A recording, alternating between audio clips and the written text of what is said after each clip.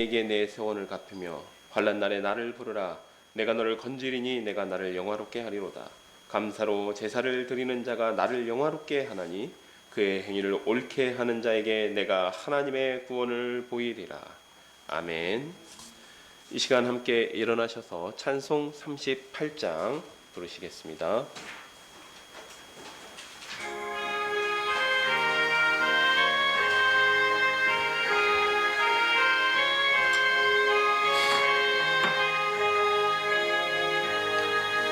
예수니 왕이여 이곳에 오셔서 우리가 왕께 드리는 영광을 받아 주소서. 우리는 주님의 백성, 주님은 우리 왕이라. 왕이신 예수님 오셔서 좌정하사 다스리소서. 예수니 주시여 이곳에 오셔서 우리가 주께 드리는 찬양을 받아 주소서. 우리는 주님의 종들, 주님은 우리 주시라. 주 대신 예수님 오셔서 이 찬양을 받아주소서.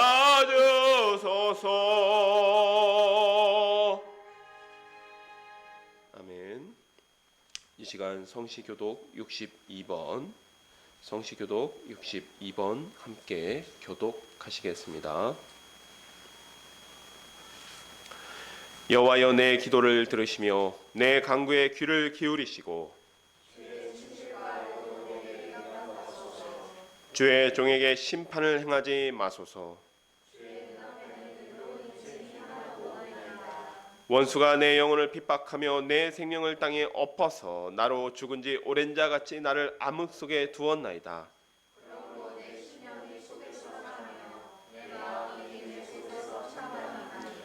내가 옛날을 기억하고 주의 모든 행하신 것을 읊조리며 주의 손이 행하는 일을 생각하고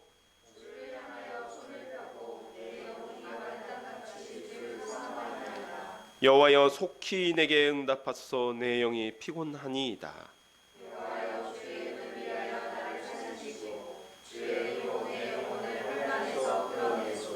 주의 인자하심으로 나의 원수들을 끊으시고 영혼을 괴롭게 하는 자를 다 멸하소서. 나는 주의 종이니이다. 아멘. 이 시간 사도신경으로 우리의 신앙을 고백하도록 하시겠습니다. 전능하사 천지를 만드신 하나님 아버지를 내가 믿사오며 그 외아들 우리 주 예수 그리스도를 믿사오니 이는 성령으로 잉태하사 동정녀 마리아에게 나시고 본디오 빌라도에게 고난을 받으사 십자가에 못 박혀 죽으시고 장사한 지 사흘 만에 죽은 자 가운데서 다시 살아나시며 하늘에 오르사 전능하신 하나님 우편에 앉아 계시다가 저리로서 산자와 죽은 자를 심판하러 오시리라. 성령을 믿사오며 거룩한 공회와 성도가 서로 교통하는 것과 죄를 사하여 주시는 것과 몸이 다시 사는 것과 영원히 사는 것을 믿사옵나이다. 아멘. 자리에 앉아주시기 바랍니다. 찬송 442장 함께 부르시겠습니다.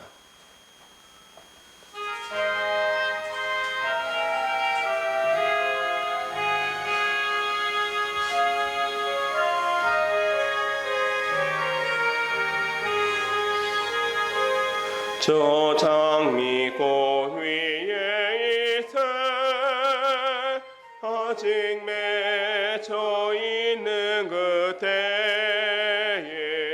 귀에는 이 소리 들리니 춤 성부 분명하다. 주님 나와 동행을 하면서 나를 친구 삼으셨네. 우리 서로 받은 그 기쁨은 알 사람이 없도다. 그 청아한 주의 음성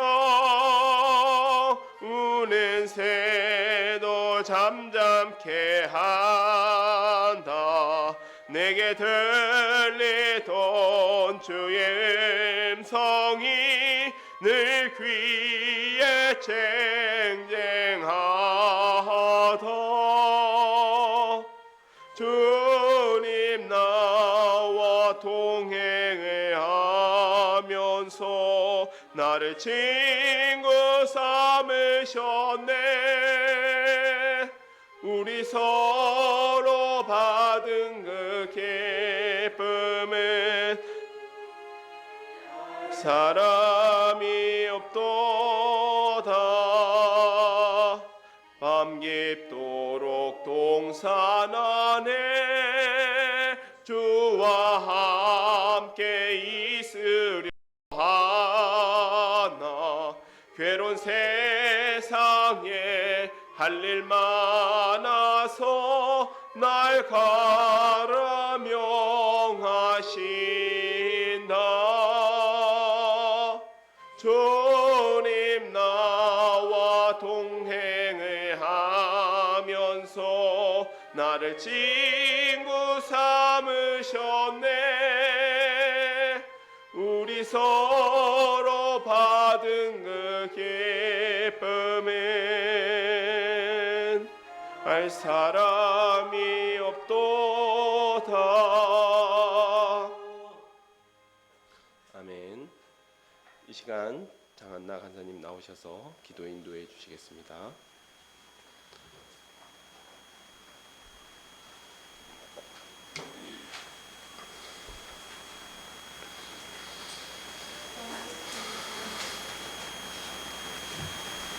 오늘도 우리를 눈동자같이 지켜주시고 인도하신 하나님 참으로 감사합니다.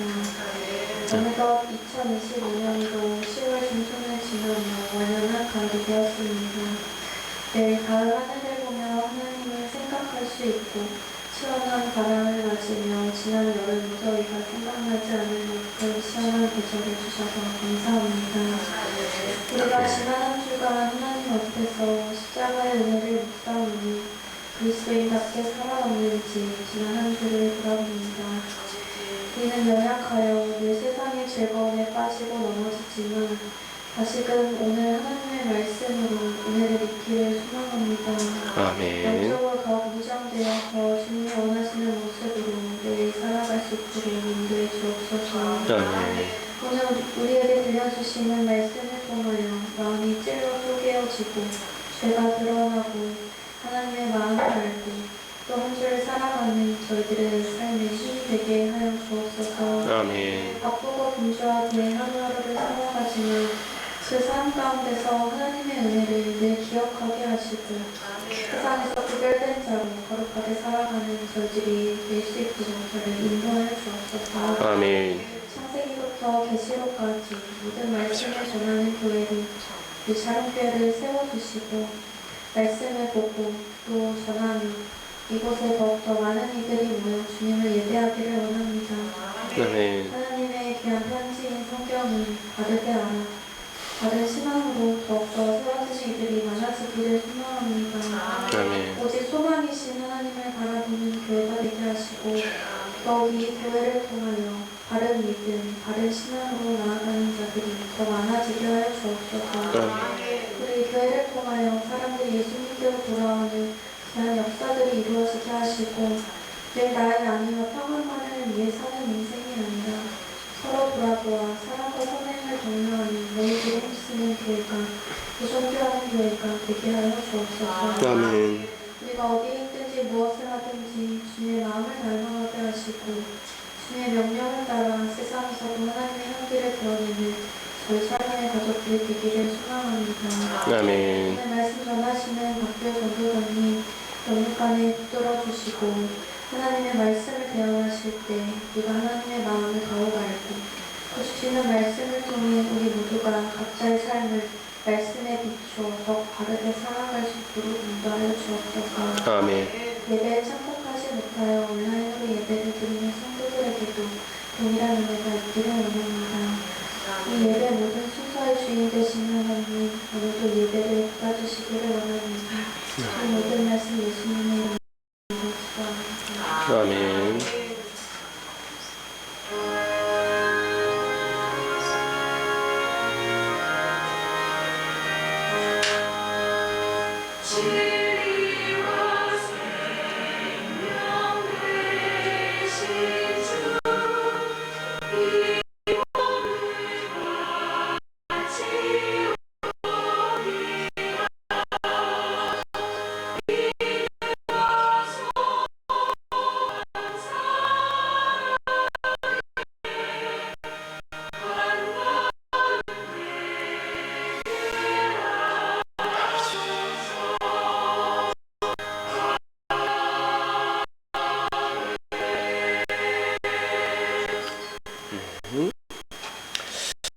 이 시간 우리 하나님 말씀 역대하서 21장 5절에서 7절 말씀입니다. 역대하서 21장 5절에서 7절 말씀입니다. 구약성경 683페이지에 있습니다. 제가 하나님의 말씀을 받들어 봉독하도록 하겠습니다. 여호람이 왕위에 오를 때 나이가 32세라 예루살렘에서 8년 동안 다스리니라. 그가 이스라엘 왕들의 길로 행하여 아합의 집과 같이 하였으니 이는 아합의 딸이 그의 아내가 되었음이라. 그가 여호와 보시기에 악을 행하였으나 여호와께서 다윗의 집을 멸하기를 즐겨하지 아니하셨음은 이전에 다윗과 더불어 언약을 세우시고 또 다윗과 그의 자손에게 항상 등불을 주겠다고 말씀하셨음이더라. 아멘. 제가 기도하고 말씀 나누도록 하겠습니다. 하나님 아버지 참으로 감사드립니다. 오늘 또 이렇게 귀한 시간 주셔서 주님의 말씀을 듣게 하시니 감사드립니다. 주님, 오늘은 유다 역사의 또 암흑기들을 살펴볼 것입니다. 그 가운데 인도하시는 주님의 그 음성과 또 들려주시는 주님의 음성을 통하여서 우리의 삶을 돌아보게 하여 주시옵소서. 예수님의 이름으로 기도하였습니다. 아멘. 저희는 지난주까지 여호사밧 왕의 통치를 살펴보았습니다. 여호사밧은 남유다의 4대 왕이죠. 다윗으로부터 치면 6대 왕이고 남유다 이제 분열 왕국부터 시작하면 4대 왕입니다. 그는 아버지 아사의 선정을, 그러니까 그 선한 정치들을 잘 본받았습니다. 우상을 없애고 백성들에게 율법을 가르치기 위해서 굉장히 노력했던 왕이 여호사밧 왕입니다. 지방에는 레위인을 파견하여서 율법을 교육했을 뿐만 아니라 재판을 좀 관장하게 하면서 하나님의 공의와 정의 또 율법에 따라서 사법 정의가 세워질 수 있도록 권면하였다라는 것이죠. 또 하나님을 의지하는 여호사밧의 모습에 하나님께서는 그의 나라를 축복하여서 형통하게 하십니다. 그러면서 여러 가지 나오는 것들이 이제 그 나라가 경제적으로도 부흥하고 또한 여러 이방 나라들이 유다에 복속하게 되는, 특별히 이제 블레셋이라든지 아라비아 같은 나라들이 있었죠. 이런 나라들이 유다에 조공을 바치게 되는 그런 결과로 돌아오게 되었습니다. 하지만 이런 여호사밧에게도 굉장히 큰 허물이 하나 있었습니다. 그게 어떤 것이냐면 아합과의 동맹이었죠. 여호사밧은 그때 당시에 아합이 상당히 세력을 넓히고 있었던 상황, 또 제가 성경에 기록되지 않은 역사들까지도 말씀드렸는데 아수르의 침략을 한번 막아냈다. 카르카르 전투라는 곳에서 연합군을 구성해서 아수르의 침략을 막아낼 정도로 상당히 정치적으로는 나름 유능한 왕이 아합이었습니다. 그래서 아합과의 동맹을 맺습니다. 그리고 또 그 동맹의 어떤 대가로서 이 길랏 라모스 전투에 유다 군대를 자기가 이제 참전하게 되는 것이죠. 하나님께서는 여호사밧의 이런 행동에 미가야 선지자를 보내셔서 그의 행동이 잘못되었다. 이 전쟁은 하나님께서 아합 악한 아합을 죽이시기 위한 전쟁이다. 그러니까 너는 끼지 마라. 이런 메시지를 전해 주었음에도 불구하고 여호사밧 왕은 그것들을 깨닫지 못합니다. 하지만 그렇다고 해서 하나님께서 여호사밧 왕을 죽게 내버려 두신 것이 아니라 그의 강권적인 역사하심으로 인하여서 여호사밧 왕을 구사일생으로 살려주게 되지요. 여호사밧 왕은 남유다로 돌아옵니다. 돌아오는 길에 하나님께서 돌아오는 그 문간에서 선지자를 통하여서 책망하십니다. 어떻게 너가 선한 사람들은 미워하고 악한 자를 따르느냐 하면서 미워하시면서 그렇게 책망하시면서 그러한 일로 너에게 큰 징계가 있을 것이다 라고 말씀하십니다. 그 징계의 대가가 모압, 그 다음에 암몬, 에돔 연합군의 침략이었습니다. 하지만 여호사밧은 이 하나님의 징계를 굉장히 잘 받았던 사람 중에 한 사람이에요. 하나님의 징계 가운데 대들거나 혹은 어떤 인간의 해결책을 의지했던 것이 아니라 금식을 선포합니다. 백성들에게 금식을 선포하고 성전에 모여서 하나님께 간구합니다. 그랬더니 하나님께서 또 마음을 돌이키시죠. 그리고 이스라엘 백성을 구원하시겠다라고 약속하십니다. 그러면서 하셨던 말이 너희가 칼 한번 휘둘러 보지 않고 이 전쟁은 내 전쟁이기 때문에 내가 이 적군들을 깨부시는 것을 너희들은 목격만 해라. 그런데 여호사밧은 그 말씀 있는 그대로 믿었어요. 그래서 어떻게 합니까? 찬양단을 군대 앞에 보냅니다. 군대 앞에 찬양단을 보내게 하면서 찬양함으로써 행진하게 하지요. 그리고 진을 치는데 그 찬양 소리가 들리자 이스라엘을 쳐들어왔던 모압, 암몬, 에돔 연합군이 바로 내분이 일어나서 그 앞에서 서로 죽고 죽이다가 흩어지게 됩니다. 여호사밧 왕이 구원을 얻은 것이지요. 결국 이 찬양으로 인해서 구원을 얻은 골짜기를 브라가 골짜기다, 메라크라는 말씀을 드렸습니다. 베라카에서 축복의 골짜기, 또 찬양의 골짜기라는 영광스러운 이름을 붙이게 되었습니다. 이 시간은 여호사밧의 통치가 끝난 후 그와 같지 않았던 굉장히 불경건한 왕 여호람과 아하시아의 통치를 살펴보도록 하겠습니다. 21장 1절입니다. 여호사밧이 그의 조상들과 함께 누움에 그의 조상들과 함께 다윗성에 장사되고 그의 아들 여호람이 대신하여 왕이 되니라. 여호사밧의 아들 여호람의 아우들이 아우들 아사랴와 여히엘과 스가랴와 아사랴와 미가엘과 스바랴는 다 유다 왕 여호사밧의 아들들이라. 그의 아버지가 그들에게는 은금과 보물과 유다 견고한 성읍들을 선물로 흔히 주었고 여호람은 장자임으로 왕위를 주었더니 여호람이 그의 아버지 왕국을 다스리게 되어 세력을 얻은 후에 그의 모든 아우들과 이스라엘 방백들 중 몇 사람을 칼로 죽였더라. 여호람이 왕위에 오를 때 나이가 32세라. 예루살렘에서 8년 동안 다스리니라. 그가 이스라엘 왕들의 길로 행하여 아합의 지식과 같이 하였으니 이는 아합의 딸이 그의 아내가 되었음이라. 그가 여호와 보시기에 악을 행하였으나 여호와께서는 다윗의 집 멸하기를 즐겨하지 아니하셨으면 이전에 다윗과 더불어 언약을 세우시고 또 다윗과 그의 자손에게 항상 등불을 주시겠다고 말씀하셨음이었더라. 여호람 때 에돔이 배반하여 유다의 지배하에서 벗어나서 자기 위에 왕을 세움으로 여호람이 지휘관들과 모든 병거들을 거느리고 출정하였더니 밤에 일어나서 자기를 애워싼 에돔 사람과 그 병거의 지휘관들을 쳤더라. 이와 같이 에돔이 배반하여 유다의 지배하에서 벗어났더니 오늘까지 그러하였으며 그때 림나도 배반하여 여호람의 지배하에서 벗어났으니 이는 그가 그의 조상들의 하나님 여호와를 버렸음이더라. 여호사밧이 죽고 여호람이 왕이 됩니다. 여호람이라는 이름의 뜻은 여호와께서 람 세우셨다라는 의미인데 전혀 이름값을 못하고 있습니다. 이 3절을 보면 여호사밧이 후계자를 세우기 위해서 상당히 지혜롭게 행했습니다. 무엇이냐 하면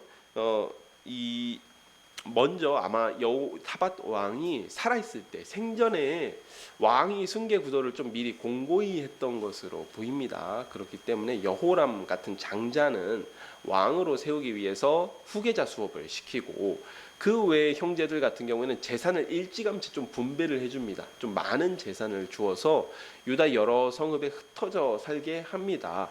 이건 이제 두 가지 의미가 있는데요. 첫 번째로는 왕권을 강화하기 위한 조치예요. 고대 사회 같은 경우에는 이 행정력 자체가 크게 발달한 사회가 아니기 때문에 왕족들을 지방에 파견한다라는 것은 이 왕의 권위를 통해서 지방을 직접적으로 좀 통치하는 그 권력을 강화하기 위한 조치이기도 합니다. 그 다음에 또 하나는 후계자를 공고히 하기 위한 두 번째 이제 이유가 있습니다. 수도에 일종의 대군들이죠. 우리나라로 치면 조선시대로 치면 대군들인데, 대군들이 모여서 하면 이게 왕권을 의외로 약화시킬 수 있는 그런 계기가 되는 경우들이 있습니다. 괜히 딴 마음을 먹게 하거나 혹은 정치적인 다툼 혹은 숙청 이런 것들의 명분이 될 수 있는 여지가 있는 것이죠. 그래서 미리미리 상속을 한 것입니다. 근데 4절을 보면 벌써 여호람의 싹수가 아주 노랗다라는 사실이 드러납니다. 여호람이 세력을 얻은 후에 그의 모든 아우들과 이스라엘 방백 중 몇 사람을 죽였다라고 기록되고 있습니다. 세력을 얻었다라는 말은 국정이 안정되었다라는 말이기도 하고, 그가 왕으로서의 권력 기반을 좀 든든하게 다졌다라는 이야기이기도 합니다. 그런데 우리가 이 여호람의 통치 기간을 잘 살펴보면 문제가 좀 심각해져요. 어떤 부분이 있냐면 여호사밧 왕 같은 경우는 25년을 통치를 합니다. 그런데 이 열왕기를 보면 여호람은 여호사밧 17년에 이미 후계자 수업을 받고 있었습니다. 그래서 우리가 고대 왕정, 특히 팔레스타인 왕정 같은 경우에는 공동 통치 기간이라는 것이 있습니다. 이게 성경에 정확하게 기록된 경우도 있고 좀 기록이 희미한 경우도 있어서 정확하게 추정할 수 없는 경우도 있는데, 열왕기 같은 경우에는 이 부분을 정확하게 언급하고 있어요. 즉 여호사밧 17년부터 이미 여호람은 세자로서 혹은 공동통치 왕으로서 후계자 수업을 받고 있었습니다. 이미 국정에 참여하고 있었어요.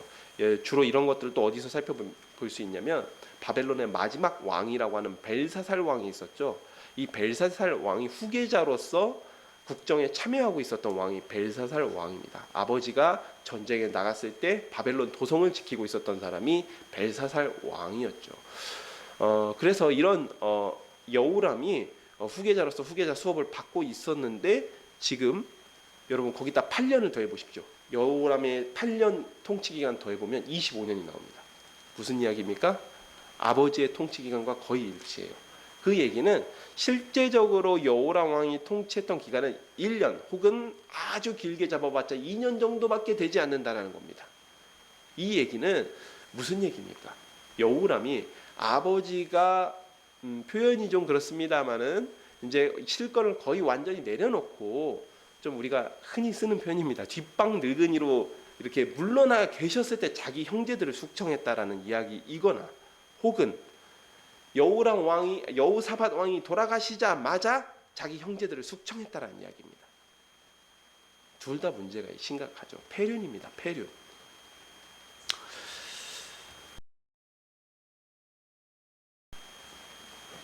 그래서 본문을 그렇게 보면 본문이 다시 보입니다. 그의 아버지의 왕국을 다스리게 되어 세력을 얻은 후에 그가 모든 아우들을 죽입니다. 그리고 방백들을 죽이죠.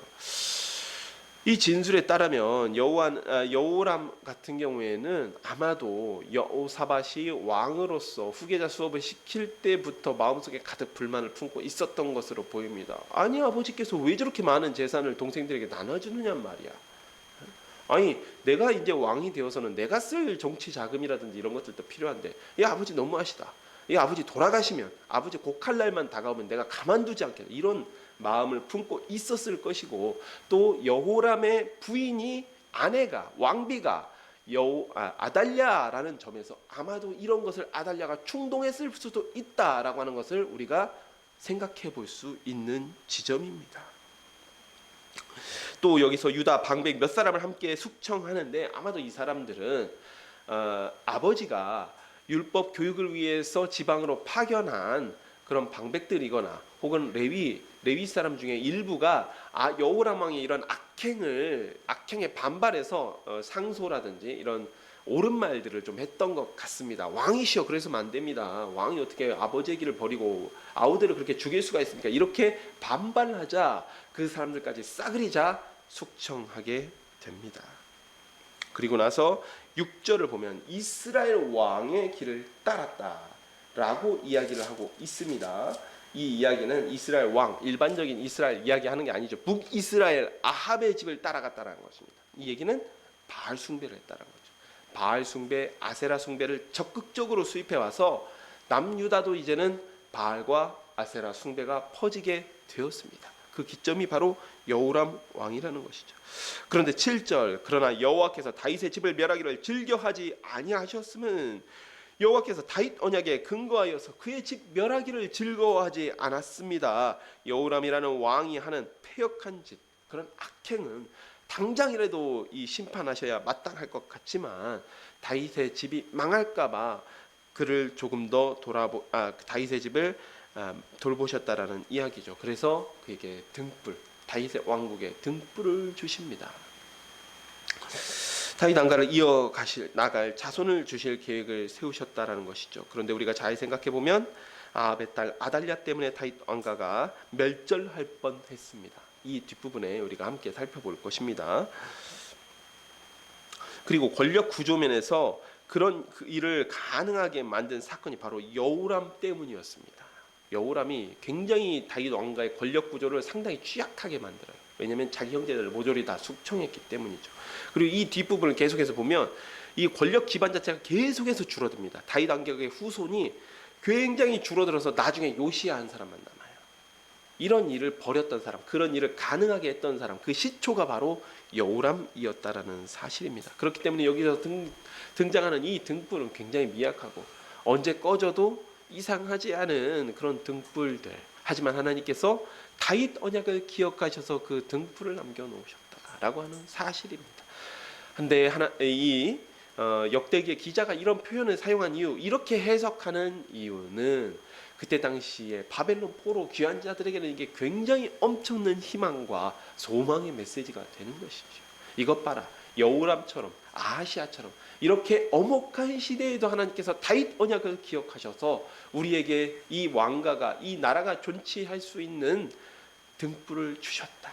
그렇기 때문에 우리가 끝까지 하나님을 의지하면 하나님께서 그 등불을 꺼뜨리지 않게 하실 것이다 라고 하는 희망의 메시지, 소망의 메시지를 바벨론 포로 귀환 자들에게 던지고 있는 것입니다. 8절을 보면 여호람이 통치를 시작한 후에 유다의 국력이 약화됩니다. 여호사밧 때에 조공을 바치던 나라들이 있었습니다. 에돔도 그렇고 그 다음에 블레셋, 아라비아 다 여호사밧의 통치, 그 무력, 그 강성함에 먼저 머리를 조아리고 조공을 바쳤습니다. 그런데 이제는 에돔도 배신을 하고 림나도 반역을 합니다. 림나는 여러분 림나가 좀 익숙하지 않으실 수도 있는데요. 림나라는 성은 도시국가였어요. 언제 정복됐냐면 여호수아 때 정복되었습니다. 이 블레셋과의 국경에 있는 도시가 림나인데 여호수아 때 점령되어서 그 이후로 꾸준히 유다의 통치를 받고 있었던, 이스라엘의 통치를 받고 있었던 림나조차도 반역을 일으킬 수 있을 만큼 유다의 국력이 매우 심각하게 약화되었다라고 하는 이야기를 하고 있는 것입니다.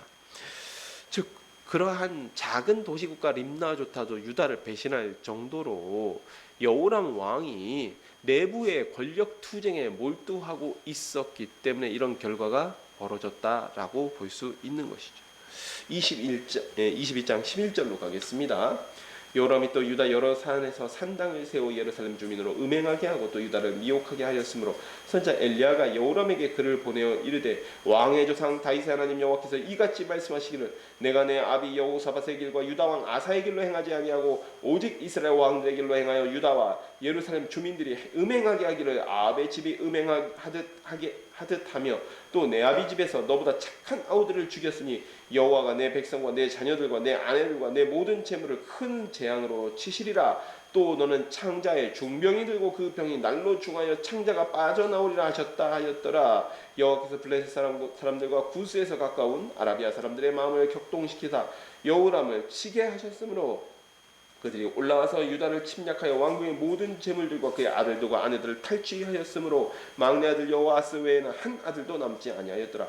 이 모든 일 후에 여호와께서 여호람을 치사 능히 고치지 못할 병이 그 창자에 들게 하셨으므로 여러 날 후에 2년 만에 그의 창자가 그 병으로 말미암아 빠져나오매 그가 그 심한 병으로 죽으니 백성이 그의 조상들에게 분양하던 것 같이 그에게 분양하지 아니하였으며 여호람이 32세에 즉위하고 예루살렘에서 8년 동안 다스리니 아끼는 자 없이 세상을 떠났으며 무리가 그를 다윗성에서 장사하였으나 열왕의 묘실에는 두지 아니하였더라. 여호사밧이 바알과 아세라 외에도 여호람이 바알과 아세라 외에도 산당을 세워서 우상 숭배를 합니다. 우리가 여호사밧의 통치 마지막 기록, 그의 허물 가운데 하나가 무엇이었습니까? 산당을 폐하지 아니하였다라는 부분입니다. 그런데 여호람의 통치 말기는 여호사밧의 통치 말기는 여호람의 통치와 겹쳐 있어요. 공동 통치 기간입니다. 그렇다면 이 산당을 폐하지 못하게 했던 주체 중에 하나가 여호람이라는 사실을 우리가 알 수 있는 것이지요. 이렇게 여호람은 적극적으로 우상 숭배를 합니다. 그러자 북왕국에 있었던 엘리야가 여호람에게 편지를 보냅니다. 아마도 이때가 엘리야의 승천 전으로 보입니다. 엘리야의 승천 전으로 보이는데 여호람의 악행이 얼마나 심각했으면 북왕국까지 소문이 퍼집니다. 보다 못한 엘리야가 아합이 죽고 나서 악한 아합 가문과 싸우기도 지금 바쁜 상황에서 여호람에게 편지를 보냈겠습니까? 편지의 내용은 이러한 것이죠. 왕, 당신이 당신보다 착한 아우들을 죽이고 아버지와 할아버지가 일군 모든 경건한 유산들을 없앤단 말입니까? 게다가 왕이 앞장을 서서 우상 숭배를 해서 백성들을 미혹하니 당신의 백성과 자녀와 아내와 재물에게 큰 재앙이 있을 것입니다. 이렇게 편지를 보냅니다. 보다 못한 하나님께서 엘리야의 손을 통해서 여호람을 저주하신 것입니다. 제가 지난주에 징계와 저주는 다르다라는 말씀을 드린 적이 있습니다. 징계는 사랑하는 자에게 하시는 거예요. 사랑하는 자를 일깨우기 위해서, 사랑하는 자를 돌이키기 위해서 징계하시는 것이죠. 부모님이 회초리 때리시는 겁니다. 저주는 그렇지 않아요. 우리가 로마서의 표현을 따르면 이런 것은 유기라고 합니다. 유기. 저주는 하나님께서 그냥 버리신 거예요. 하나님께서 버리시면 어떻게 됩니까? 하나님께서 따로 저주하지 않으셔도 자기 죄 때문에 죽어요.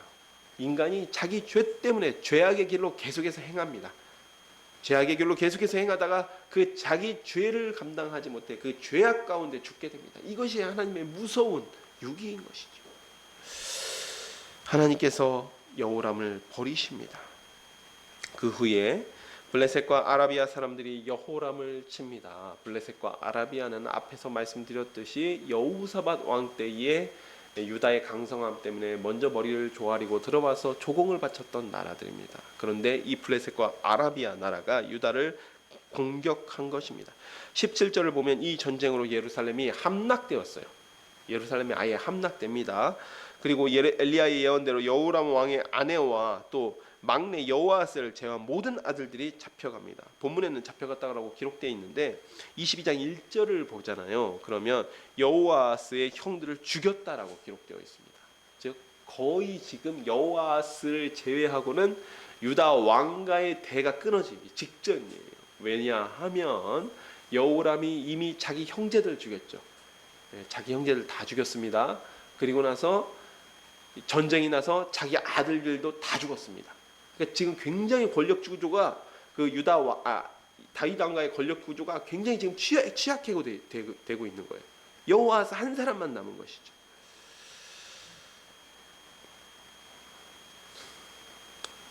네. 여호람이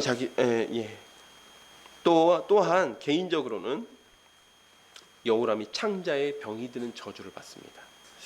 심지어 20절에 그의 죽음에 대한 기록에서 이런 표현이 나오죠. 아끼는 자 없이 세상을 떠났다. 백성들 아무도 왕을 좋아하지 않는 겁니다. 왕이 죽었는데 형식적으로 곡하지도 않아요. 속으로 이렇게 생각하는, 형식적으로는 곡했을 수 있겠지만 속으로 생각하는, 잘 죽었다. 그렇게 나쁜 짓만 골라서 하더니 잘 죽었다. 이렇게 생각할 정도로. 그래서 오죽하면 여호람 왕이 죽었을 때에 저기 보면 여기 이런 표현이 나오죠. 다윗성에 장사되었다. 즉 다윗 가문에 이 묘실에 장사는 되었는데 왕들을 장사하는 열왕의 묘실, 왕들을 장사하는 열왕의 묘실, 우리로 따지면 갑자기 이런 생각은 안 나는데, 네. 저 어디죠? 네, 그거 있죠. 우리야 사실 유교 문화이기 때문에 위패를 거기다 모셔놓는데 그런 것도 안 했다라는 겁니다. 묘실에 지금 들어가지도 못했어요. 그 시체가 다윗 성에만 장사되었어요. 이렇게 백성들에게도 환영받지 못하는 왕이 여호람 왕이었습니다. 백성들조차도 여호람 왕의 악행에 진저리를 쳤다라는 사실을 알 수가 있습니다. 22장으로 넘어가도록 하겠습니다. 이제는 5대 왕 아하시아의 통치입니다. 예루살렘 주민이 여호람의 막내 아들 아하시아에게 왕위를 계승하게 하였으니 이는 전에 아라비아 사람들과 함께 와서 진을 치던 부대가 그의 모든 영들을 죽였습니다. 그러므로 유다 왕 여호람의 아들 아하시아가 왕이 되었더라. 아하시아가 왕이 될 때 나이가 42세라. 예루살렘에서 1년 동안 다스리니라. 그의 어머니의 이름은 아달랴의 오므리의 손녀더라. 아하시아도 아합의 집 길로 행하였으니 이는 그의 어머니가 꾀어 악을 행하게 하였음이라. 그의 아버지가 죽은 후에 그가 패망하게 하는 아합의 집의 가르침을 따라 여호와 보시기에 아합의 집같이 악을 행하였더라. 아하시아가 아합의 집의 가르침을 따라 이스라엘의 왕 아합의 아들 요람과 함께 길랏 라못으로 가서 아람 왕 하사엘과 더불어 싸우더니 아람 사람들이 요람을 상하게 한지라. 요람이 아람 왕 하사엘과 싸울 때에 라마에서 맞아 상한 것을 치료하려 하여 이스라엘로 돌아왔더라. 아합의 아들 요람이 병이 있으므로 유다 왕 여호람의 아들 아사랴가 이스라엘에 내려가서 방문하였더라. 아하시아가 요람에게 감으로 해를 입었으니 이는 하나님께로 말미암은 것이라. 아하시아가 갔다가 요람과 함께 나가서 님시의 아들 예후를 맞았으니 그는 여호와께서 기름을 부으시고 아합의 죄를 멸하게 하신 자이더라.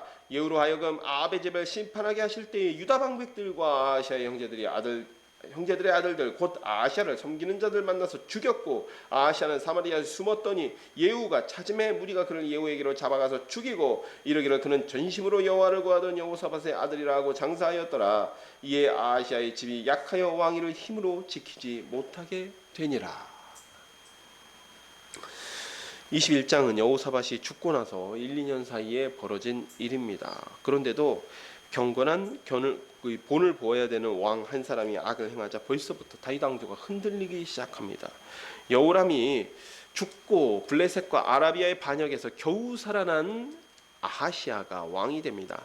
2절에서는 아하시아의 나이가 42세라고 기록되어 있는데 이건 오기입니다. 명백한 오기인 것이 이 당시에 아하시아의 나이는 22세가 많아요. 42세면 아버지 죽을 때보다 2살이 많죠. 그래서 열왕기에도 정확하게 아하시아의 나이는 22세라고 기록이 되어 있습니다. 그러니까 이거는 필사자들의 오기인 것이지요. 아하시아는 여호람과 아달랴의 아들이었습니다. 악을 행하는 부부 사이에서 태어난 아들이다 보니 그 역시 악한 왕이 되었습니다. 3절에 아하시아가 어머니가 꾀는 대로 아합의 길로 행합니다.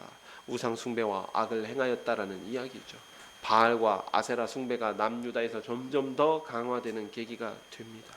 5절을 보면 여호사밧이 분별력 없이 맺었던 북이스라엘 동맹이 이때까지도 견고하게 작동하고 있다는 사실을 알 수가 있습니다. 아하시아가 이제 이 북왕국의 왕이 여기는 요람이라고 표현되어 있죠. 그런데 여기는 요람이라고도 하고 열왕기에 따르면 여호람이라고도 합니다. 그렇기 때문에 그 남왕국에도 여호람 왕, 북왕국에도 여호람 왕이 있었던 것이죠.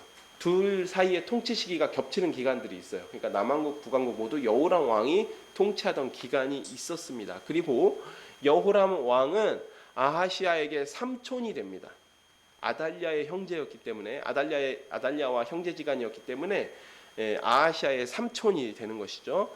그러니까 이 삼촌이 우리 이번에도 길랏 라못을 좀 빼앗아야겠다 했더니 군대를 보내서 연합군을 좀 구성할 수 있게끔 도와준 거예요. 아하시아 왕이요. 그렇게 도와준 것입니다. 그런데 길랏 라못 전투에서 하필이면 또 여호람 왕이 부상을 당해서 전쟁에서 돌아오게 됩니다. 근데 여기서 등장하는 왕이 하사엘이죠. 아람의 왕이 하사엘입니다. 여러분 눈치가 빠르신 분들은 이미 눈치채셨을 것입니다. 이 하사엘 왕 누가 세웠습니까? 엘리사가 기름 부어서 세운 사람이 하사엘 왕입니다. 엘리사가 하사엘 왕을 세웠어요.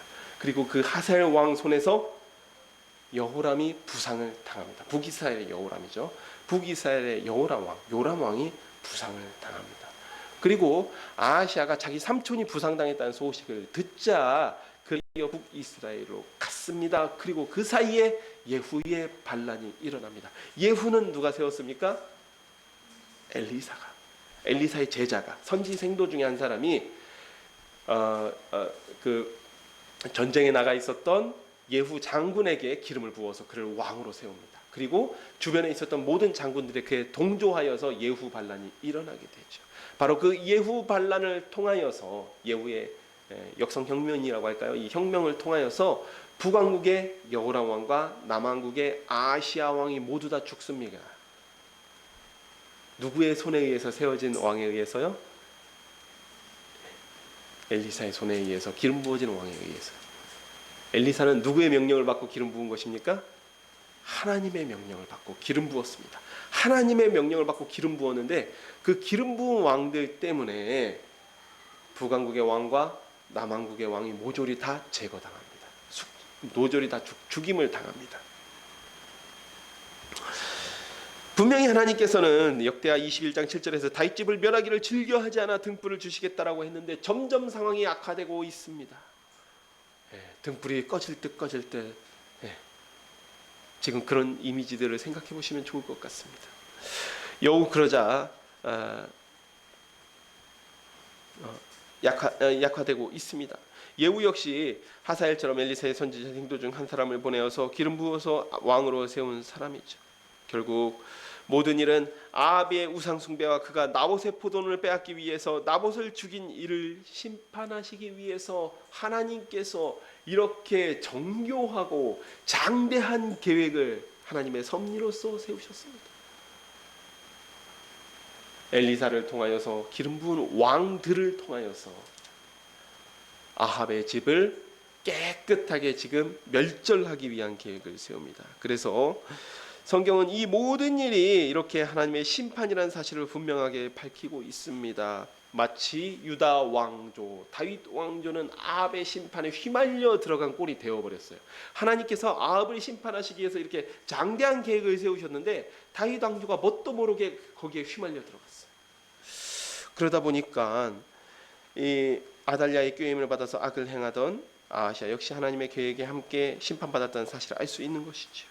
8절을 보면 역대기의 기자는 명확하게 이것을 표현하고 있습니다. 예후로 아합의 집을 심판하게 하실 때에, 이 의미는 이것뿐만 아니죠. 아합이 예후의 자손들, 예후가 아합의 아들들이라고 표현되어 있지만 정확하게는 자손들입니다. 자손들 70명을 모조리 다 죽입니다.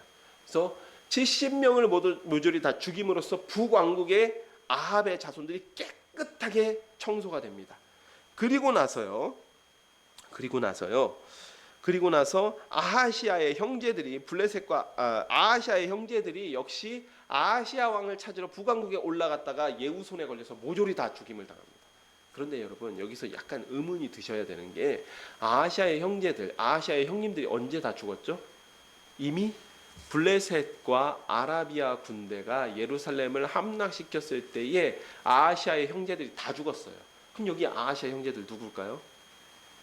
정확하게 말하면 아까 여호람이 자기 손으로 숙청했던 여호람 왕의 형제들의 자손들을 의미합니다. 아하시아의 형제들, 그러니까 사촌들이겠죠. 아하시아의 입장에서는 사촌벌이 되는 형제들이죠. 그 아하시아의 형제들까지 모조리 다 죽어요. 그러니까 이 사건을 통해서 즉 지금 하나님께서 기름 부어 세우신 하사엘과 예후의 손을 통하여서 남왕국과 북왕국의 아합의 자손들이 모조리 지금 다 쓸려 나간 겁니다. 모조리 다 쓸려 나갔어요.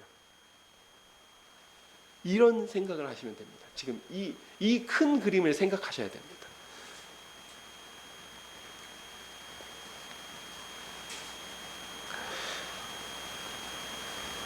아하시아 형제들은 결국 다윗 가문에서 아달랴의 몸을 통해서 나온 사람들이 다 죽은 상황들, 혹은 그와 협조했던 사람들이 다 죽은 상황들입니다. 이제 한 사람 남았습니다. 아달랴만 남은 것이죠. 지금 그 이야기가, 이제 아달랴만 남은 이야기가 22장 10절부터 이어지게 됩니다. 함께 보도록 하겠습니다. 아하시아의 어머니 아달랴가 자기의 아들들이 죽은 것을 보고 일어나 유다의 집에 왕국의 실을 모두 직면하였으나 왕의 딸 여호사밧이 아하시아의 아들 요아스를 왕자들의 죽임을 당하는 중에 몰래 빼내어 그와 그의 유모를 침실에 숨겨 아달랴를 피하게 하였으므로 아달랴가 그를 죽이지 못하였더라. 여호사밧은 여호람 왕의 딸이요 아하시아의 누이요 제사장 여호야다의 아내이더라. 요아스가 그들과 함께 하나님의 전에 6년을 숨어있는 동안에 아달랴가 나라를 다스렸더라. 자기 후손들이 모두 다 죽었다는 소식이 들리자 아달랴가, 아합과 이세벨의 딸이죠. 아달랴가 여호람 원래는 왕비였습니다. 일어나 다윗 왕가의 씨를 말려버립니다. 이미 여호람 왕 때부터 악을 행하여서 다윗 왕가의 후손들이 심각하게 줄어들어 있는 상태예요. 아하시아 왕의 직계밖에는 남아있지 않습니다. 여호람 왕이 자기 형제들 숙청했죠. 그 다음에 전쟁이 나서 아하시아 왕의 형제들이 모두 다 죽임을 당하였죠. 그리고 예후 반란 때문에 아하시아 왕과 함께 여호람 왕의 형제들의 자손들, 아하시아의 사촌들까지 모두 다 죽었습니다. 그러니까 어떻게 됐습니까? 왕족 자체가 남아있지 않는 상황이에요. 그러니까 이제는 왕궁에 남아있는 아하시아의 후손들만 숙청해버리면, 제거해버리면 아달랴가 이제 자기 왕조를 세울 수 있게 된 것입니다. 이렇게 취약해졌어요, 다윗 왕조가. 절체절명의 순간입니다. 아까 말씀드렸더니 하나님께서 다윗의 집을 멸하기를 즐겨하지 않아 등불을 주시겠다고 하였는데 바람만 살짝 불어도 꺼질 것처럼 위태로운 상황이 되었습니다. 상황이 점점 악화되고 있습니다. 그런데 여기서 하나님께서 등불을 주셨다라는 의미가 무엇인지 드러나게 됩니다. 여우세바가, 여우사부아라고 되어 있죠. 여우사부아. 뭔 차이냐면 마지막에 히브리어 같은 경우에는 여자 명사와 남자 명사의 어미가 조금 달라요. 끝에 받침이 조금 다르다고 생각하시면 좋을 것 같아요. 그런데 여우세바는 그 마지막 받침이 안 붙어 있는 거고, 여우사부앗은 마지막 받침 타부라고 하는 받침이 마지막 끝에 딱 붙어 있는 겁니다. 타부라는 받침이 딱 붙으면 이거는 여성형 명사구나 라는 걸 우리가 알 수 있는 거예요. 그걸 표시해 주는 건데 그 차이입니다. 그러니까 같은 사람의 이름인 것이죠. 이 여우세바가 그러니까 요아스의 고모이고 아하시아 왕의 누이죠. 아마 아하시아 왕보다는 조금 나이가 더 많았던 것 같아요. 이 여우세바가 아하시아 왕의 젖먹이 막내 아들 요아스와 그의 유모를 빼내어서 침실에 숨겨서 숨을 지고 죽이고 7년을 기릅니다. 근데 이 여우세바 같은 경우에는 여우야다 대제사장과 결혼한 사이입니다. 여우야다 대제사장이 나중에 보면 돌아가실 때 130세예요. 그런데 지금 여기 보면 여우세바 같은 경우에는 아하시아와 비슷한 나이대의 인물이겠죠. 많아봤자 뭐 한 두세 살, 많아봤자 이 정도 맞는 거고, 뭐 그 정도 인물이기 때문에 아마도 20대, 많아봤자 30대입니다. 그런데 여기 보면 여우야다 대제사장은 이미 상당히 나이가 든 상태예요. 그러니까 여우야다 대제사장 같은 경우 이 결혼이 제가 한 경우, 이제 뭐 사모님이 돌아가셨다거나 해서 제가 한 결혼일 가능성이 높고, 그런 나이 많은 대제사장에게 여우람 왕의 이 딸이었던 여우세바가 시집을 간 겁니다. 시집을 가서 그 여우야다 가문에서 이 요아스를 빼내가지고 숨겨와서 7년을 길렀다라고 하는 상황을 생각하시면 될 것 같습니다. 그런데 여러분, 상당히 지금까지 얘기가 진전이 되었죠. 그런데 이게 여호사밧 왕이 돌아가신 지 2, 3년밖에 흐르지 않았어요. 여호사밧 왕이 돌아가신 지 2, 3년밖에 흐르지 않았는데 상황이 이렇게 악화됐습니다. 지금 대를 걱정할 상황이 된 거예요. 여호사밧 왕이 얼마나 어리석은 짓을 했는지 알겠죠. 그러니까 본인의 신앙은 훌륭하고 경건했기 때문에 본인 대에는 큰 일이 없었어요. 본인 대에는 전쟁이 나서도 늘 하나님께 금식하고 하나님께 기도했던 양반이라서, 그런 분이라서 큰 위험을 겪지는 않았지만 그가 뿌려놓은 이런 어리석음의 씨앗들이 그의 후대에 이렇게 크게 발아해서 큰 나무, 악행의 나무가 되어버린 것입니다. 역대하 23장 1절부터 15절. 이제는 정통성이 없는 근본 없는 왕 아달랴 여왕의 시대가 시작됩니다. 제7년에 여호야다가 용기를 내어 백부장 곧 여로함의 아들 아사랴와 여호하난의 아들 이스마엘과 오벳의 아들 아사랴와 아야의 아들 마아세야와 시그리의 아들 엘리사밧 등과 더불어 언약을 세우매 그들이 유다를 두루 다니며 유다 모든 고을에서 레위 사람들과 이스라엘 족장들을 모아 예루살렘에 이른지라 온 회중이 하나님의 전에서 왕과 언약을 세우매 여호야다가 무리에게 이르되 여호와께서 다윗의 자손에게 대하여 말씀하신 대로 왕자가 즉위하여야 할지니 이제 너희는 이와 같이 행하라. 너희 제사장들과 레위 사람들 곧 안식일의 당번인 자들의 3분의 1은 문을 지키고 3분의 1은 왕궁에 있고 3분의 1은 기초문에 있고 백성들은 여호와의 전뜰에 있을지라. 제사장들과 수종들은 레위 사람들은 거룩한즉 여호와의 전에 들어오려니와 그 외에 다른 사람들은 들어오지 못할 것이니 모든 백성은 여호와께서 지켜야 할 바를 지킬 것이며 레위 사람들은 각각 손에 무기를 잡고 왕을 호위하며 다른 사람이 성전에 들어오거든 죽이고 왕이 죽입할 때 경호할지니라 하니 레위 사람들과 모든 유다 사람들이 제사장 여호야다가 명령한 모든 것을 준행하여 각기 수하의 안식일의 당번인 자와 안식일의 비번인 자들을 거느리고 있었으니 이는 제사장 여호야다가 비번인 자들을 보내지 아니함이더라. 제사장 여호야다가 하나님의 전 안에 있는 다윗 왕의 창과 큰 방패와 작은 방패를 백부장들에게 주고 또 백성들에게 각각 손에 무기를 잡고 왕을 호위하되 성전 오른쪽에서부터 성전 왼쪽까지 제단과 성전 곁에 서게 하고 무리가 왕자를 인도에 내하여 면류관을 씌우며 율법책을 주고 세워 왕으로 삼을세. 여호야다와 그의 아들들이 그에게 기름을 붓고 이르기를 왕이여 만세 수를 누리소서 하니라. 아달랴가 백성들이 뛰며 왕을 찬송하는 소리를 듣고 여호와의 전에 들어가서 백성들에게 이르러 보매 왕이 성전문 기둥 곁에 섰고 지휘관들과 나팔수들이 왕의 곁에 모셔서 있으며 그 땅의 모든 백성들이 즐거워하며 하여 나팔을 불며 노래하는 자들은 주악하며 찬송을 인도하는지라. 이에 아달랴가 그의 옷을 찢으며 외치되 반역이로다 반역이로다 하며 제사장 여호야다가 군대를 거느린 백부장들을 불러내어 이르되 반역을 밖으로 몰아내라. 그를 따르는 자를 칼로 죽이라 하니 제사장이 이 말은 여호와의 전에서는 그를 죽이지 말라 함이라. 이에 무리가 그에게 길을 열어주고 그가 왕궁 말문 어귀에 이를 때에 거기서 죽었더라.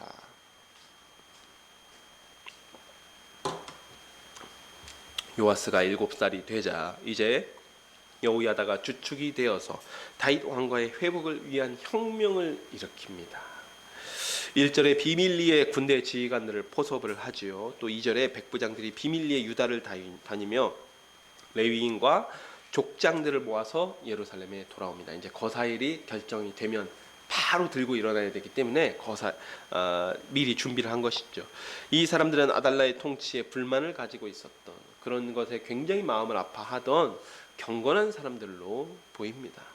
아달랴가 본격적으로 바알과 아세라 우상을 이스라엘 땅으로 들여온 그런 이세벨의 딸이었고 또 그렇다 보면 아달랴 자신 역시도 바알과 아세라 우상 숭배에 굉장히 적극적으로 앞장섰다라고 하는 사실을 너무나 우리가 당연하게 알 수 있는 것이죠. 그렇기 때문에 자기가 여왕이 되어서 유다 전체를 바알과 아세라 우상 천지로 만들어 놓았던 것입니다. 이와 같은 아달랴의 복종에 대놓고 저항은 못해도 가슴 아리만 하던 사람들이 이 혁명에 적극적으로 동참을 합니다. 3절에 보면 대제사장이 주축이 되었기 때문에 성전에 모여서 혁명을 선포를 합니다. 그리고 레위인을 3부대로 나눕니다. 그리고 2부대는 성전에 이 두 번째 나오는 문은 어떤 문인지 정확하게 알 수는 없지만 성전의 앞문, 이 정문과 아마도 후문일 것 같은데 이 후문을 2부대는 성전을 경호할 수 있게끔 해놓고 나머지 한 부대로 아달랴 여왕을 잡으러 보내는 겁니다. 아달랴 왕 잡으러 간 것이죠. 그리고 나서 11절을 보면 아예 여기서 이 성전에서 왕이 등극식을 해버립니다. 성전에서 왕이 등극식을 해요. 그러면서 요아스 왕 7살짜리 왕자에게 면류관을 씌우고 손에 율법책을 들려줘서 왕이 등극식까지 치러버립니다.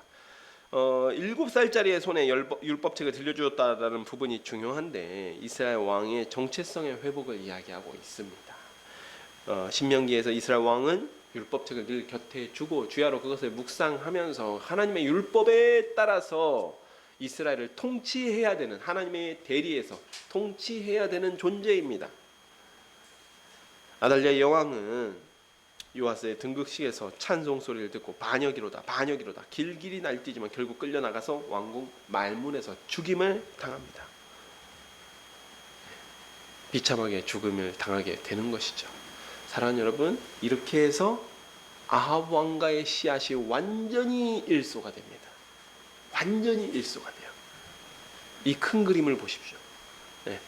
여호람과 아하시아의 통치, 그리고 그것이 어떻게 연결되어 있는지, 아합 왕가를 하나님께서 심판하시기 위해서 이렇게 장대한 계획을 펼쳐 놓으셨구나. 사랑하는 여러분, 오늘 우리가 살펴본 대로 왜 하나님은 이렇게까지 다윗 왕가를 벼랑 끝까지 몰아붙이셨다가 구원하셨을까요? 그 원인을 찾아보면 여호사밧의 어리석음, 그가 깨닫지 못했기 때문입니다. 요아스가 왕이 되어서 다윗 왕조가 회복되기까지 여호사밧이 죽은 뒤 겨우 10년입니다. 겨우 10년 만에 이 나라가 이렇게까지 망가졌어요. 어떻게 이렇게까지 망가질 수가 있습니까? 완전히 쑥대밭이 된 것입니다. 지난주 잠깐 말씀을 드린 적이 있었는데 여호사밧은 길랏 라몬 전쟁에서 구사일생으로 살아 들어온 뒤에 선지자의 책망을 받습니다. 그러고도 깨닫지 못했어요. 그랬으면 단호하게 동맹을 깨버렸어야 되는데 아합과의 동맹을 깨버리고 아달랴를, 자기 며느리였던 아달랴를 집으로 돌려보낸다든지 했었어야 되는데 그렇지 않았다라는 것이죠. 계속해서 그걸 그냥 방치해버립니다. 물론 자기 신앙은 괜찮았어요. 자기 신앙은 경건했어요. 하지만 그렇게 죄를 방치한 결과가 다윗 왕조가 거의 벼랑 끝에 떠밀릴 때까지 밀려나게 된 것입니다. 하나님께서는 아합과의 동맹에 진노하셨습니다. 그리고 그 동맹을 돌이키기를 원하셨습니다. 그러나 여호사밧은 끝내 동맹을 유지합니다. 그 결과 하나님께서 멸절하시기 원하는 아합 가문의 씨가 다윗 왕족 가운데 퍼지게 된 것이죠. 다윗 왕족 가운데 아합 가문의 씨가 퍼지니까 하나님께서 어떻게 하셔야 됩니까? 다윗 왕조를 벼랑 끝에 몰아서라도 아합 가문을 완전히 심판하셔야 되는 겁니다.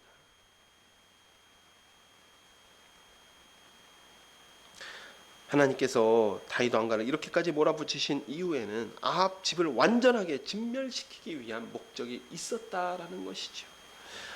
아합의 집을 심판하시기 위한 놀라운 계획 가운데 악한 여호람과 또 악한 아하시아가 걸려든 것입니다. 그들이 억울한 것은 아니죠. 그들 역시도 악했기 때문이죠. 자칫해서 다윗 왕조도 함께 멸절될 뻔했지만 하나님께서는 요아스라는 곧 꺼질 뻔만 같은 7살짜리의 등불을 구해 주심으로써 구원해 주심으로 다윗 언약을 이어가시고 아합의 집은 완전하게 멸절되었습니다. 사랑하는 여러분, 오늘 본문 전체에 흐르는 하나님의 계획을 생각해 보십시오.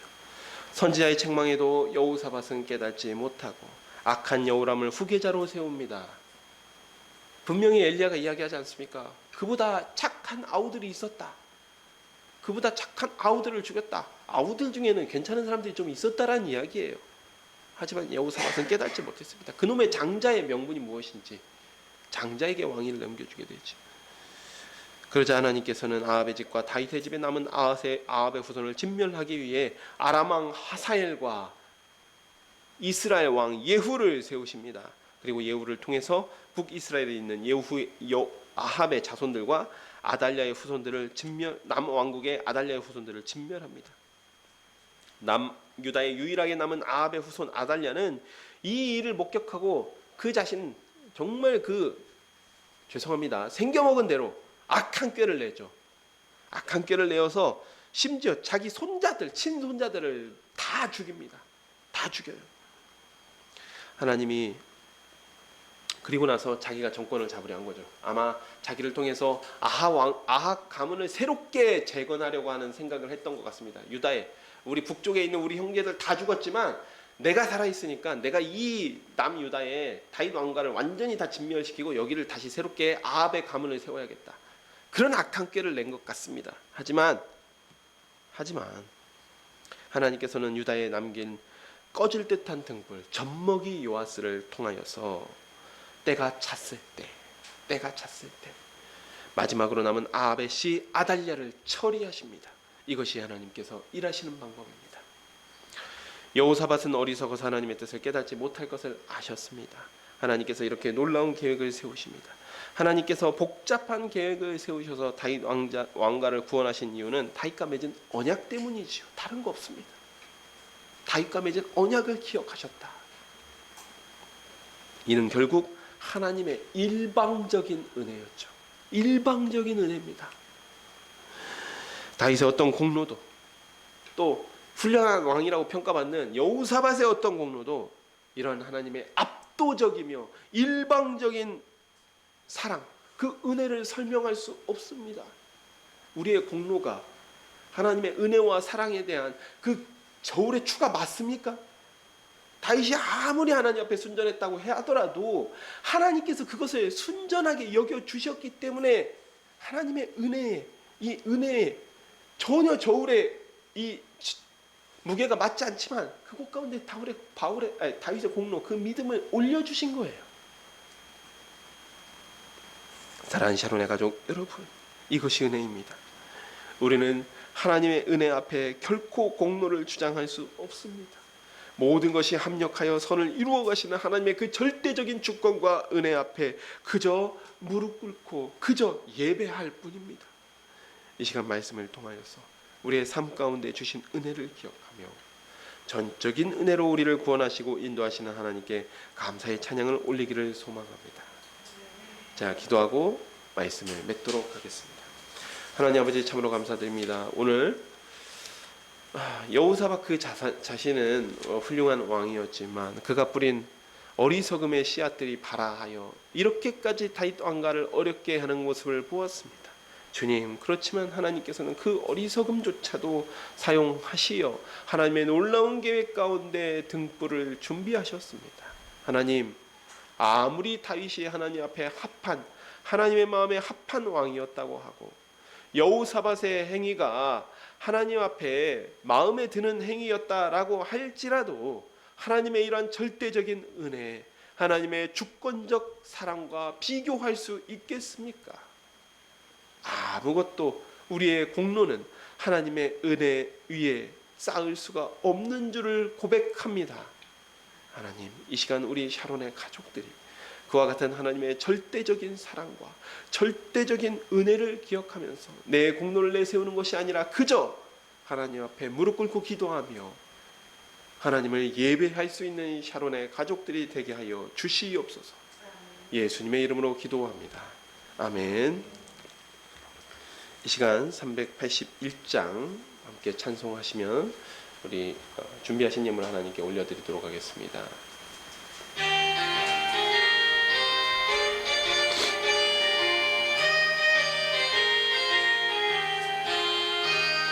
나 캄캄함 건체의 일 방황했으나 주 크신 사랑 미칠 때고 떠났네. 사랑의 빛 오늘 내 맘에 사랑의 빛 항상 있도다. 내가 예수 믿고 죄진 벗으니 마음속에 항상 그 빛이 있도다. 저 검은 구름 하늘 덮고 풍랑이 일어나 온 세상 캄캄하여도 내 맘에 비치네. 사랑의 빛 오늘 내 맘에 사랑의 빛 항상 있도다. 내가 예수 믿고 죄진 벗으니 마음속에 항상 그 빛이 있도다. 나 빛 가운데 행할 때에 주 함께하니 이 어두운 세상 등지고 나 전진하리라. 사랑의 빛 오늘 내 맘에 사랑의 빛 항상 있도다. 내가 예수 믿고 죄진 벗으니 마음속에 항상 그 빛이 있도다. 나 넓게 펴진 저들 반을 지나갈 때에 저 영광스러운 그 열매 다 추수하겠네. 사랑의 빛 오늘 내 맘에 사랑의 빛 항상 있도다. 내가 예수 믿고 죄진 벗으니 마음속에 항상 그 빛이 있도다. 나 잠시 후에 영광의 빛 내게 비칠 때 그 영광스런 주 얼굴 나 친히 뵙겠네. 사랑의 빛 오늘 내 맘에 사랑의 빛 항상 있도다. 내가 예수 믿고 죄진 벗으니 마음속에 항상 그 빛 있도다. 아멘. 이 시간 드려진 헌금을 위해서 제가 기도하도록 하겠습니다. 하나님 아버지, 참으로 감사드립니다. 오늘 또 이렇게 귀한 시간 주셔서 우리로 주님을 예배할 수 있게 하여 주시니 감사드립니다. 주님, 우리의 공로로 하나님을 예배할 수 없음을 고백합니다. 우리가 예배하는 것 자체가 하나님의 은혜임을 고백합니다. 주님, 우리의 예배 받아주시옵고 이 예물 주님의 나라 확장되어지는 데 사용되게 하여 주시옵소서. 예수님의 이름으로 기도합니다.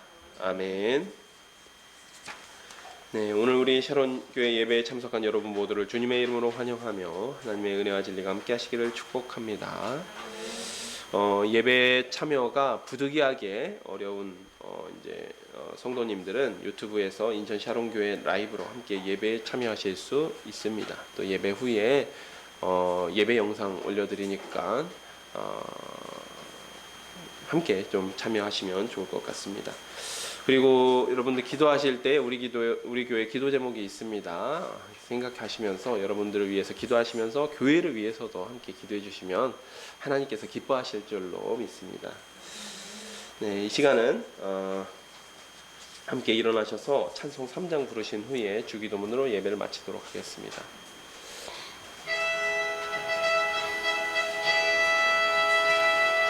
성부 성자와 성령 찬송과 영광 돌려 보내세 대초로 지금까지 또 영원 무궁토록 성삼위께 영광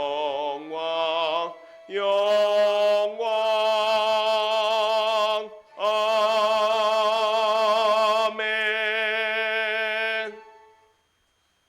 하늘에 계신 우리 아버지여, 이름이 거룩히 여김을 받으시오며 나라가 임하시오며 뜻이 하늘에서 이루어진 것 같이 땅에서도 이루어지이다. 오늘 우리에게 일용할 양식을 주시옵고 우리가 우리에게 죄 지은 자를 사하여 준 것 같이 우리의 죄를 사하여 주시옵고 우리를 시험에 들게 하지 마시옵고 다만 악에서 구하시옵소서. 나라와 권세와 영광이 아버지께 영원히 있사옵나이다. 아멘.